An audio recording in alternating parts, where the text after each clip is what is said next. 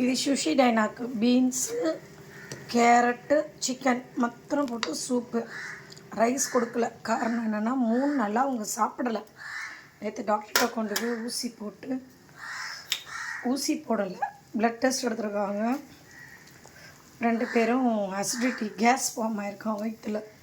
So அதனால் tax லவர்ஸ்லாம் mostly biscuit கொடுக்காதீங்க. எனக்கு ஒரு பிஸ்கெட் டப்பா காட்டுறேன்.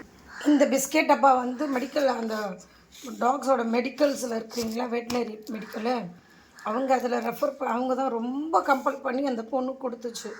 இதை கொடுங்க, இது மட்டன் ஃப்ளேவர் தான், ஒன்றும் இல்லை, நல்லாயிருக்கும் உங்கள் டாக்ஸுக்கு, ஈவினிங் சும்மா ஸ்நாக்ஸ் மாதிரி கொடுங்க. நான் மார்னிங் ஈவினிங்க்கு ஒரு 15 பீஸ் தான் கொடுத்தேன். பட் ஆனால் இந்த ப்ராடக்ட்டில் வீட் இருக்கும்.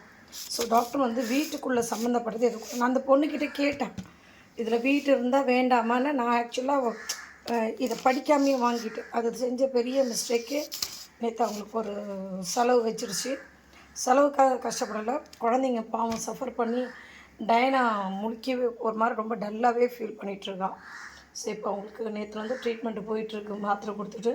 ஸோ யாரும் மெடிக்கல் ஷாப்பில் வாங்குறதுக்கு என்ன மாதிரி அந்த பேச்சை கேட்டு வாங்கிட வேண்டாம். நான் வாங்கவே மாட்டேன், உசாராக தான் இருப்பேன். ஏதோ பண்ணிட்டேன் ஒரு மிஸ்டேக்கு.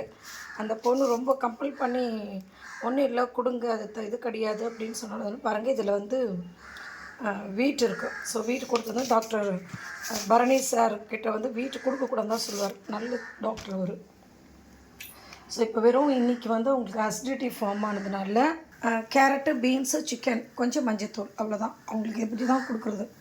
இதில் ரைஸ் போடுவோம், பட் ஆனால் போடலை. அவங்களுக்கு கொஞ்சம் அசிடிட்டியாக இருக்குதுன்றாங்க. சரி, கொஞ்சம் சூப்பு மாதிரி வச்சு கொடுக்கலான்னு. அண்ட் சுஷி கொஞ்சம் இதுவாயிட்டா.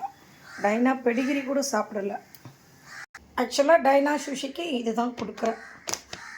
நல்லா சாப்பிடுவாங்க, ஆனால் அதை சாப்பிடல. ஸோ இந்த பிஸ்கெட் ரொம்ப கேஸ் இது பண்ணிகிட்ருக்கு வீட் இருக்கிறதுனால. ஸோ அதை நான் ஸ்டாப் பண்ணிட்டேன். இது அதை கொடுக்க போகிறதில்ல.